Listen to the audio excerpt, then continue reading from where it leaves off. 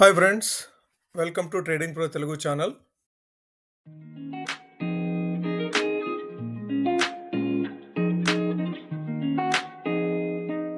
Good evening friends.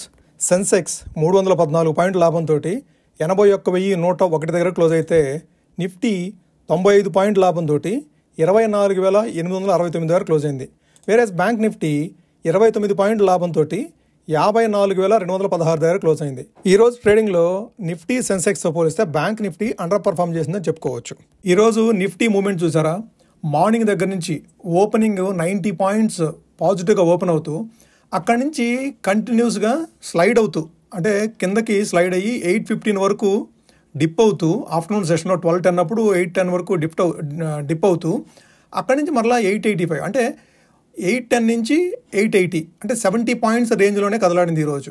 So ఓవరాల్గా ఈరోజు నిఫ్టీని సెన్సెక్స్ని నిలబెట్టింది ఐటీ స్టాక్స్ అని చెప్పుకోవచ్చు. సో ఈరోజు ఐటీ స్టాక్స్లో మంచి పాజిటివ్ స్ట్రెంగ్స్ చూసాము.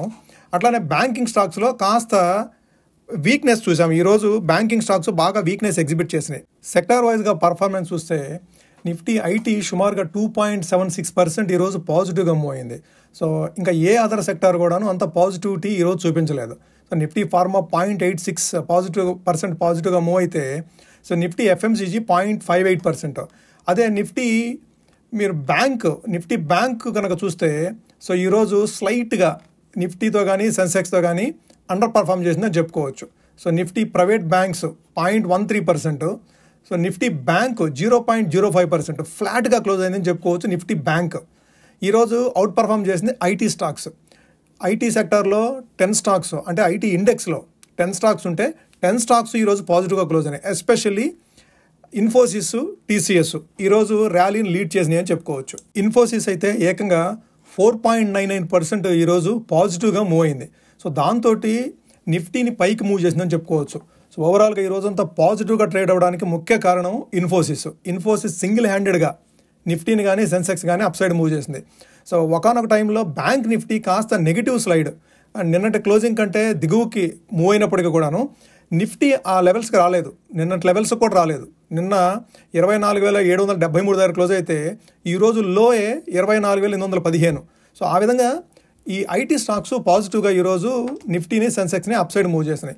హెచ్సిఎల్ టెక్నాలజీస్ 1.72% పాజిటివ్గా మూవ్ అయితే, ఎంఫసిస్ 2.3%, టాటా కన్సల్టెన్సీ సర్వీస్ కూడాను మోర్ దాన్ 1% పాజిటివ్గా మూవ్ అయింది.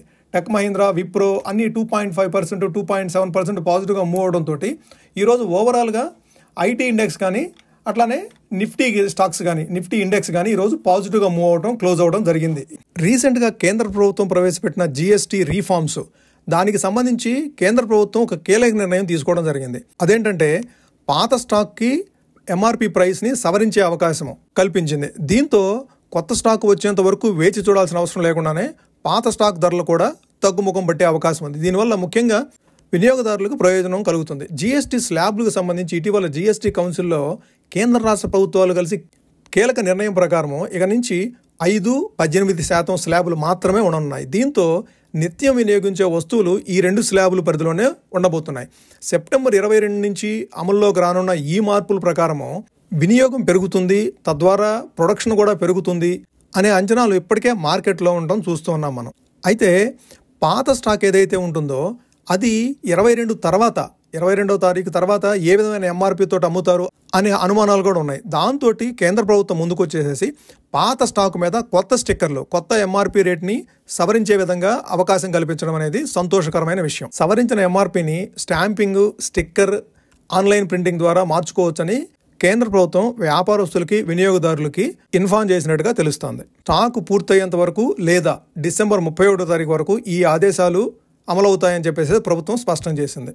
ఇక ఇండివిజువల్ స్టాక్స్ విషయానికి వస్తే, ఇన్ఫోసిస్ బైబ్యాక్ ప్రపోజల్ తోటి ముందుకు రావడం చూసాము. సెప్టెంబర్ 11న జరిగే బోర్డు మీటింగ్ లో బైబ్యాక్ సంబంధించిన డీటెయిల్స్ అనౌన్స్ చేస్తారు. ఎంత వర్త్ ఆఫ్ స్టాక్స్ ని బైబ్యాక్ చేస్తారు, ఏ ప్రైస్లో బైబ్యాక్ చేస్తారు అనేది సెప్టెంబర్ 11న అనౌన్స్ చేస్తారు. అయితే మార్కెట్ ఎస్టిమేషన్ ప్రకారం ఏంటంటే 10,500 to 11,000 crores వర్త్ ఆఫ్ స్టాక్స్ని బైబ్యాక్ చేస్తారని చెప్పి అంచనాలు ఉన్నాయి. అది 1,650 కానీ 1,700 రూపీస్ మీద కానీ బైబ్యాక్ చేస్తారని అంచనాలతోటి ఈరోజు స్టాక్ ఆల్మోస్ట్ 3 to 4% జంప్ అవడం చూసాము. ఈ నిర్ణయంతో టోటల్ ఐటీ సెక్టార్లో ఉన్న స్టాక్స్లో కాస్త పాజిటివ్ బస్ చూడటంతో ఐటీ ఇండెక్స్ ఈరోజు ఆల్మోస్ట్ 2.5% అప్ అవడం చూసాము. ఈ బైబ్యాక్ తోటి ఇన్ఫోసిస్ వాళ్ళ దగ్గర ఉన్న క్యాష్ని షేర్ హోల్డర్స్కే డిస్ట్రిబ్యూట్ చేయడానికి నిర్ణయం తీసుకున్నట్టుగా ఉంది.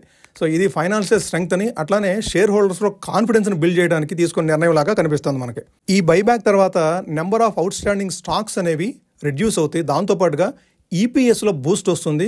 ఈపీఎస్ పెరగడంతో స్టాక్ కూడా కాస్త అట్రాక్టివ్ లెవెల్స్కి వస్తుంది. టాప్ ఐటీ జైంట్ అనేటువంటి ఇన్ఫోసిస్లో వచ్చిన ఈ నిర్ణయంతో ఓవరాల్గా ఐటీ సెక్టార్ ఇప్పటివరకు ఏదైతే ప్రెషర్లో ఉందో due to tariffs related issues తోటి ఇది కొద్దిగా ఈజ్ అవుట్ అవుతుంది. అట్లానే కాస్త కాన్ఫిడెన్స్ ఐటీ సెక్టార్ మీద ఉన్న ఆ నెగిటివిటీని తొలగించి కాస్త కాన్ఫిడెన్స్ని బిల్డ్ చేస్తుండటంలో ఎటువంటి సందేహం లేదు.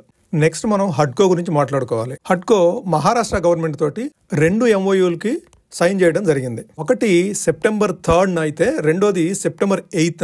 ఈ 2 అగ్రిమెంట్ల ప్రకారము హడ్కో 11,300 కోట్ల రూపాయల ఫండింగ్ చేయవలసిన అవసరం ఉంది. అందులో ఒక ప్రాజెక్ట్ వచ్చేసి Mumbai metropolitan region development authority NMRDAకి వీళ్ళు 6,500 crores ఫండింగ్ చేయాల్సి ఉంటుంది. అట్లానే 4,800 crores నాగపూర్ ఔటర్ రింగ్ రోడ్కి ఫండింగ్ చేయాల్సిన అవసరం ఉంది. ఈ రోజు స్టాక్ అయితే పెద్దగా అప్ అవ్వలేదే కానీ ఇది హడ్కోకి సంబంధించి పాజిటివ్ న్యూస్. నెక్స్ట్ మనము రైల్టెల్ గురించి మాట్లాడుకోవాలి. రైల్టెల్ మల్టిపుల్ ఆర్డర్స్ బీహార్ నుంచి పొందడం జరిగింది. It's almost worth of 700 crores. ఈ orders Bihar education project council నుంచి పొందడం జరిగింది. సో దీని ప్రకారం వీళ్ళు స్మార్ట్ క్లాస్ రూమ్స్లో స్కూల్ ల్యాబ్స్ని ఇన్స్టాల్ చేయవలసి ఉంటుంది. అట్లానే కాకుండా టీచింగ్ లెర్నింగ్ మెటీరియల్ కూడాను గవర్నమెంట్ స్కూల్స్కి అక్రాస్ బీహార్ వీళ్ళు సప్లై చేయాల్సిన అవసరం ఉంది. ఈ ఆర్డర్తో రైల్టెల్ ఫ్యూచర్ రెవెన్యూ విజిబిలిటీ అనేది స్ట్రాంగ్గా కనపడుతుంది. దీంతో ఈరోజు స్టాక్ మార్కెట్లో దీని ప్రైస్ ఆల్మోస్ట్ 6% వరకు అప్ అయ్యి కన్సాలిడేట్ అవుతూ 3.5% దగ్గర ట్రేడ్ అవడం చూస్తున్నాము. నెక్స్ట్ మనము India's largest carbon black producer అయినటువంటి PCBL కెమికల్ గురించి మాట్లాడుకోవాలి. September 8th ఏర్పాటు చేసిన ఇన్వెస్ట్ మీట్ లో భాగంగా వీళ్ళు కొన్ని అనౌన్స్మెంట్స్ చేయడం జరిగింది. వీళ్ళు ఫైనాన్షియల్ ఇయర్ 2030 కల్లా వీళ్ళ రెవెన్యూని డబుల్ చేయాలని, 16,000 crores ఇంప్రూవ్ చేయాలని, ప్రజెంట్ ఉన్నటువంటి 8,400 రెవెన్యూని వీళ్ళు 16,000 crores ఇంప్రూవ్ చేయాలని చెప్పేసి ప్లాన్స్ను వీళ్ళు అనౌన్స్ చేయడం జరిగింది. సో దీంట్లో భాగంగా వీళ్ళు ఇంకొక అనౌన్స్మెంట్ ఏంటంటే వీళ్ళ ప్రాఫిట్స్ కూడాను 5x మల్టిపుల్స్లో వీళ్ళు ఇంప్రూవ్ చేస్తామని చెప్పేసి అనౌన్స్మెంట్ చేశారు. సో వీళ్ళు మెయిన్గా ఫోకస్ చేసింది ఏంటంటే స్పెషాలిటీ ప్రొడక్ట్స్ అండ్ ఇన్నోవేషన్స్ మీద. Speciality chemicals especially for battery అప్లికేషన్స్కి ఇన్నోవేటివ్ ప్రొడక్ట్స్ని యాడ్ చేయడం ద్వారా వీళ్ళు 45% రెవెన్యూని టాప్ లైన్లో యాడ్ చేయాలి, 2030 కల్లా యాడ్ చేయాలని చెప్పేసి టార్గెట్స్గా పెట్టుకున్నారు. వీళ్ళ జర్నీ కనుక చూస్తే వీళ్ళు ఆల్మోస్ట్ 70 కంట్రీస్కి ఎక్స్పాండ్ అయ్యారు with export volumes tripling over the past decade. గత 10 సంవత్సరాల్లో వీళ్ళు ట్రిపుల్ చేయగలిగారు వీళ్ళ ఎక్స్పోర్ట్ వాల్యూమ్స్ని. అయితే ఈరోజు స్టాక్ ప్రైస్లో ఈ కామెంట్స్ అయితే రిఫ్లెక్ట్ అవ్వలేదు కానీ బట్ వీళ్ళ టార్గెట్స్ మాత్రము చాలా బోల్డ్గా అనౌన్స్ చేయడం జరిగింది. ఈ విధంగా కనుక వీళ్ళు ముందుకెళ్తే వీళ్ళ స్టాక్ ప్రైస్ ట్రిపుల్ అవడంలో ఎటువంటి ఆశ్చర్యం లేదు. సో అయితే మనం క్వార్టర్ వీళ్ళ రిజల్ట్స్ని కానీ వీళ్ళ రెవెన్యూని కానీ మనం అబ్జర్వ్ చేయాల్సి ఉంది. నెక్స్ట్ మనము CESC గురించి మాట్లాడుకోవాలి. CESC అనలిస్ట్ మీట్లో వాళ్ళ గ్రోత్ ప్లాన్స్ని నెక్స్ట్ 5 years గాను వాళ్ళ గ్రోత్ ప్లాన్స్ని డిక్లేర్ చేయడం జరిగింది. CESC company next 5 yearsలో 32,000 crores capex చేయాలని చెప్పేసి టార్గెట్గా పెట్టుకుంది. 23,000 crores RE జనరేషన్లో, 6,000 crores డిస్ట్రిబ్యూషన్ అసెట్స్లో, అట్లానే 3,000 crores solar cell and module manufacturing లో ఇన్వెస్ట్ చేయాలని చెప్పేసి ప్లాన్ చేస్తున్నట్టుగా డిక్లేర్ చేశారు నిన్న అనలిస్ట్ మీట్. వీళ్ళ ఎక్స్పెక్టేషన్స్ ప్రకారము ఇప్పుడు 840 కోట్లు ఉన్న ప్రాఫిట్ FY30 కల్లా 1,600 కోట్లకు పెంచాలని చెప్పేసి టార్గెట్ గా పెట్టుకున్నారు. ఈ క్యాపెక్స్ ప్లాన్ తర్వాత స్టాక్ ప్రైస్ లో ఈ రోజు పెద్దగా మార్పు లేదు కానీ ఓవరాల్ గా ICICI సెక్యూరిటీస్ ఈ స్టాక్ ని 204 టార్గెట్ తో బై రికమెండేషన్ ఇవ్వడం జరిగింది. ఓకే ఫ్రెండ్స్, మనం రోజుట్లాగానే బ్యాంక్ నిఫ్టీ చార్ట్ చూస్తూ ఈరోజు ఏ విధమైన క్యాండిల్స్ వచ్చినాయి, రేపటికి ఏ విధమైన లెవెల్స్ అబ్జర్వ్ చేయాలో ఐడెంటిఫై చేసే ప్రయత్నం చేద్దాము. ఇది నిఫ్టీ చార్టు. మీ నిఫ్టీ చార్ట్ చూస్తే ఈరోజు spinning top candle. So spinning top candle 2 రకాలుగా ఉంటుంది. బేరిష్ ఉండొచ్చు, బుల్లిష్ ఉండొచ్చు. కాకపోతే ఈ స్పిన్నింగ్ టాపు ఇది బుల్లిష్ క్యాండిల్. ఓకే, సో మనం అనుకున్న లెవెల్ కంటే మనం 24,850 అని రెసిస్టెన్స్ అనుకున్నాము. సో దానికంటే అబోవ్ లెవెల్స్లో క్లోజ్ అయింది ఈరోజు. సో మనం ఇప్పుడు రెసిస్టెన్స్ని మార్చుకోవాల్సిన అవసరం ఉంది. సో సపోర్ట్ను కూడాను అప్ సైడ్ మూవ్ చేద్దాము, రెసిస్టెన్స్ను కూడాను అప్ సైడ్ మూవ్ చేసుకునే ప్రయత్నం చేద్దాము. మనం రెసిస్టెన్స్ ఇప్పుడు చూడాలంటే రీసెంట్గా హై ఫామ్ చేసింది ఎక్కడ, 24,980 దగ్గర. ఓకే, ఈ 24,980 అనేది ఇప్పుడు మనకి రెసిస్టెన్స్ అవుతుంది. సో ఈరోజు క్లోజింగ్ వచ్చేటప్పటికి 24,870. సో మనకి 980 మనం అనుకున్న రెసిస్టెన్స్ 24,980 కానీ 24,500 కానీ. సో అక్కడికి వచ్చినప్పుడు మనము ఏ విధంగా బిహేవ్ చేస్తుందో అబ్జర్వ్ చేయాలి. ఓకే, సో అదే సపోర్ట్ విషయానికి వస్తే రీసెంట్గా మనకి లో ఫామ్ చేసింది 24,735. సో మనం ఈ సపోర్ట్ కూడాను 24,730 లెవెల్స్కి షిఫ్ట్ చేసుకునే ప్రయత్నం చేద్దాము. సో సపోర్ట్ వచ్చేసేసి 24,735, రెసిస్టెన్స్ 24,980. సో ఇది మనం నిఫ్టీలో అబ్జర్వ్ చేయాల్సిన లెవెల్స్. సో ఈ రేంజ్కి షిఫ్ట్ అయిందేమో, ఈ 250-300 పాయింట్స్కి రేంజ్ షిఫ్ట్ అయినట్టుగా కనపడుతుంది మనకి. ఓకే, లోయర్ లెవెల్స్ మనం అబ్జర్వ్ చేయాల్సిన 24,735, హయ్యర్ లెవెల్స్ మనం అబ్జర్వ్ చేయాల్సిన 24,980 లేదంటే 25,000. అది మనం అబ్జర్వ్ చేయాల్సిన లెవెల్స్ నిఫ్టీలో. ఓకే, అట్లానే బ్యాంక్ నిఫ్టీ చూద్దాం ఒకసారి. ఓకే, ఇది bank Nifty chart. Bank Nifty కూడాను ఈరోజు కాస్త 29 పాయింట్స్ పాజిటివ్గా క్లోజ్ అవుతూ 54,216 దగ్గర క్లోజ్ అయింది. అంటే మనం ఇంత ముందు వరకు అబ్జర్వ్ చేసింది 54,180, అంటే దాన్ని అబోవ్ క్లోజ్ అయింది. 2 days దాన్ని అబోవ్ క్లోజ్ అయింది. కాబట్టి మనం ఇప్పుడు హయ్యర్ లెవెల్లో రెసిస్టెన్స్ వచ్చేసి స్లైట్గా హయ్యర్ సైడ్ షిఫ్ట్ చేసుకున్నాము. రీసెంట్గా హై ఫామ్ చేసింది ఇక్కడ 54,440 ఆ రేంజ్లో. ఈ 54,440కి మీకు గుర్తుంటే కనుక ఇంతకు ముందు ఆల్ టైమ్ హై ఇది 54,450 అనేది. ఇంతకు ముందు రోజుల్లో లాస్ట్ అక్టోబర్కి ముందు ఇది ఆల్ టైమ్ హై. ఓకే, కాబట్టి ఈ 54,450 అనేది మనం అబ్జర్వ్ చేయాలి.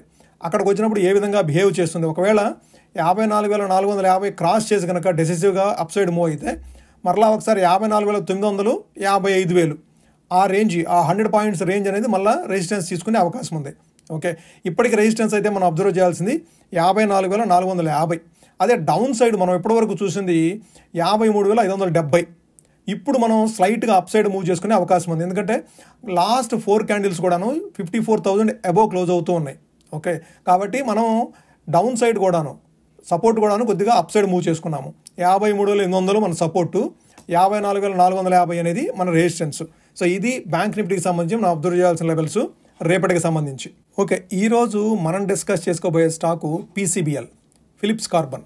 సో ఈ ఫిలిప్స్ కార్బన్ వచ్చేసరికి రీసెంట్గా ఇన్వెస్టర్స్ మీట్ కండక్ట్ చేస్తూ, day 4 yesterday investors meet conduct చేస్తూ వాళ్ళు ఫ్యూచర్ ప్లాన్స్ని డిక్లేర్ చేయడం జరిగింది. వాళ్ళ ఫ్యూచర్ ప్లాన్స్లో ఏంటంటే మనము న్యూస్ వీడియోలో కూడా మాట్లాడుకున్నాము. అంటే ఇండివిజువల్ స్టాక్స్ స్పెసిఫిక్ విషయంలో కూడాను ఈ PCBL గురించి మాట్లాడుకోవడం జరిగింది. సో వాళ్ళ టార్గెట్స్ నెక్స్ట్ 5 yearsలో వాళ్ళ రెవెన్యూని డబుల్ చేస్తామని చెప్పేసి అంచనాలు వెలిబుచ్చడం జరిగింది. అది కనుక జరిగితే మనం పైగా ఇప్పుడు ఇది 200-day మూవింగ్ యావరేజ్ని స్లైట్గా డౌన్ సైడ్ ట్రిగ్గర్ చేసింది. సో ఇప్పుడు ఈ లోయర్ లెవెల్స్లో ఈ మధ్య కాలంలో ఇది 370 దగ్గర సపోర్ట్ తీసుకోవడం చూస్తున్నాము. లాస్ట్ 8 monthsగా ఇది 370 and 365 లెవెల్స్లో సపోర్ట్ తీసుకోవడం చూస్తున్నాము. ఇప్పుడు కూడా అదే రేంజ్లో మూవ్ అవుతూ ఉంది. లోయర్ లెవెల్కి 200-day మూవింగ్ యావరేజ్ని 50-day moving average cross down అయినా కూడాను ఇక్కడ సపోర్ట్ తీసుకుంటూ ఉంది. ఇక్కడ నుంచి అప్ సైడ్ ఈ కామెంట్స్ తోటి, రీసెంట్గా మేనేజ్మెంట్ చేసిన కామెంట్స్ తోటి అప్ సైడ్ మూవ్ అవుతుందా, ఒకవేళ అప్ సైడ్ మూవ్ అయితే 395 and అబోవ్ కనుక మూవ్ అవ్వగలిగితే, అంటే 200-day మూవింగ్ యావరేజ్ కనుక అబోవ్ మూవ్ అవ్వగలిగితే మరలా ఒకసారి 430, 490 రీసెంట్గా హై వచ్చేసేసి 30th September, అంటే 1 year బ్యాక్ దాని హై వచ్చేసేసి 580. సో మరలా వాళ్ళు చెప్పిన టార్గెట్స్ కనుక వాళ్ళు ఏదైతే ప్లాన్స్ చేస్తున్నారో ఆ ప్లాన్ చేసిన టార్గెట్స్ కనుక యాజ్ ఇట్ ఈస్గా వాళ్ళు కంప్లీట్ చేయగలిగితే మరలా ఒకసారి 580, 550 లెవెల్స్కి రీచ్ అయ్యే అవకాశం ఉంది PCBL స్టాకు.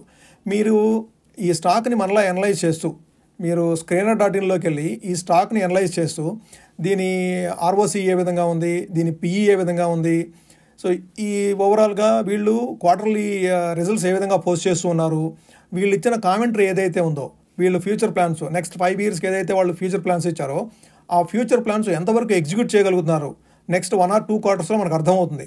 వాళ్ళు ఏ విధమైన టార్గెట్స్ పెట్టుకున్నారు, ఏ విధంగా వాళ్ళ రెవెన్యూ జనరేట్ చేయగలుగుతున్నారు, ఇదంతా మనకు 1 or 2 quartersలో మినిమం అర్థమవుతుంది.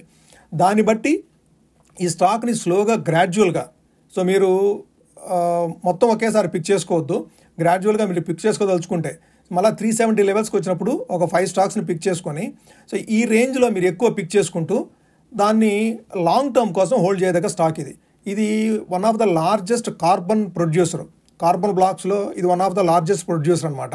సో ఆల్మోస్ట్ 70 కంట్రీస్లో వీళ్ళ బిజినెస్ ఉంది.